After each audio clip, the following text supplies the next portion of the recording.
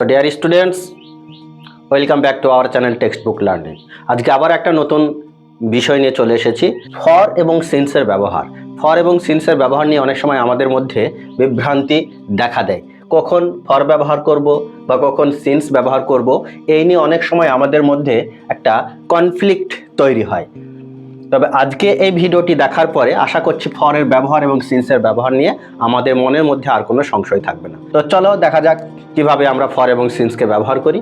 দেখো, ফর এবং সিন্স এই শব্দ দুটি মূলত প্রেজেন্ট পারফেক্ট টেন্স এবং প্রেজেন্ট পারফেক্ট কন্টিনিউয়াস টেন্সে ব্যবহার করা হয় এবং অন্যান্য ক্ষেত্রেও ব্যবহার করা হয়, সেটাও আমরা দেখার চেষ্টা করব।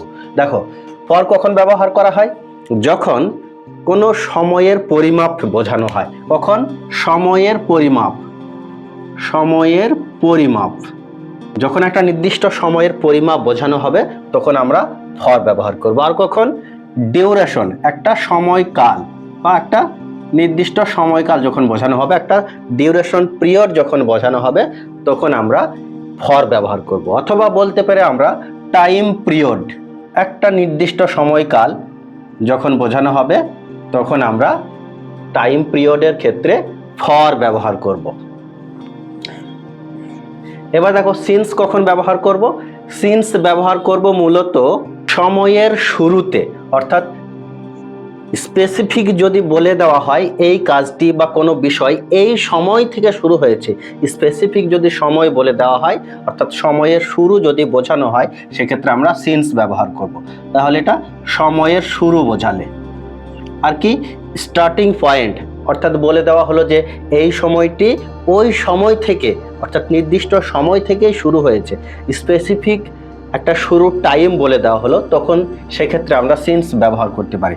স্টার্টিং পয়েন্ট, অথবা বলতে পারি আমরা টাইম পয়েন্ট, অর্থাৎ এই সময় থেকে শুরু হচ্ছে, টাইম পয়েন্ট। তাহলে কি বোঝা গেল? যখন কোনো একটা সময়ের পরিমাপ বোঝানো হবে বা এই কাজটা এই সময় থেকে শুরু হয়েছে বা এতক্ষণ ধরে চলছে, সেই ক্ষেত্রে আমরা ফর ব্যবহার করব। আর যখন স্পেসিফিক সময় বলে দেওয়া হবে তখন আমরা সিন্স ব্যবহার করব। তাহলে দুটো উদাহরণ দেখলে আমরা বুঝতে পারবো।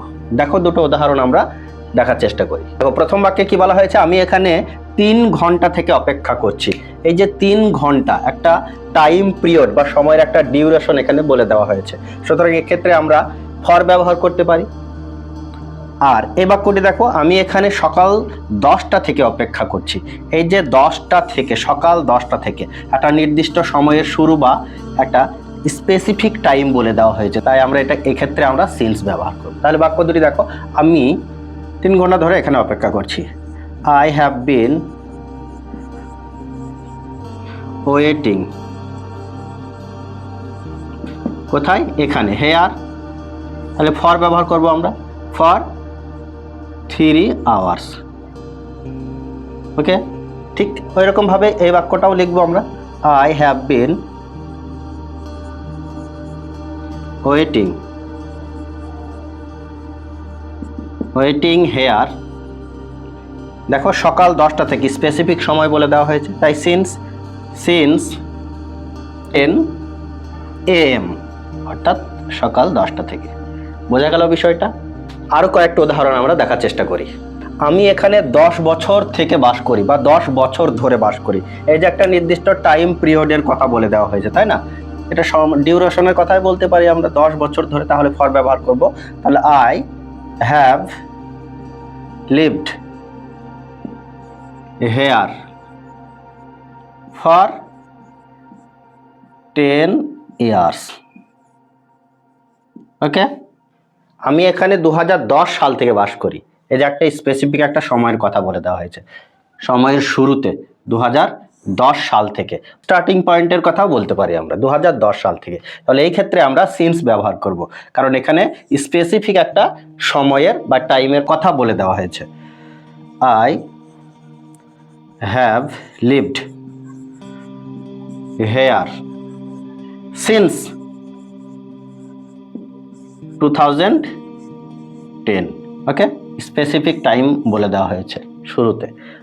তারা অনেকক্ষণ ধরে ফুটবল খেলছে। এই যে অনেকক্ষণ ধরে, একটা সময়ের পরিমাপ বোঝানো হচ্ছে, লং টাইম, তাই না? ডিউরেশনের কথা বলা হচ্ছে, তাহলে আমরা ফর ব্যবহার করব। দে হ্যাভ প্লেড, কি করে? ফুটবল খেলে, প্লেড ফুটবল, অনেকক্ষণ সময় ধরে, তাই আমরা ফর ব্যবহার, for long time. Okay, next দেখো, আমি গতকাল থেকে তোমাকে মিস করছি। গতকাল থেকে একটা নির্দিষ্ট সময়ের কথা বলে দেওয়া হয়েছে, স্পেসিফিক টাইম, গতকাল থেকে, তাই না? তাই আমরা এখানে সিন্স ব্যবহার করব। I miss you since yesterday. তাহলে ফর এবং সিন্সের ব্যবহার নিয়ে আমাদের আর কোনো সংশয় থাকবে না, আশা করছি। ভিডিওটি ভালো লেগে থাকলে লাইক, কমেন্ট, শেয়ার এবং সাবস্ক্রাইব করে আমাদের পাশে থেকো। দেখা হচ্ছে পরবর্তী কোনো ইন্টারেস্টিং টপিকের সঙ্গে। Thanks for watching.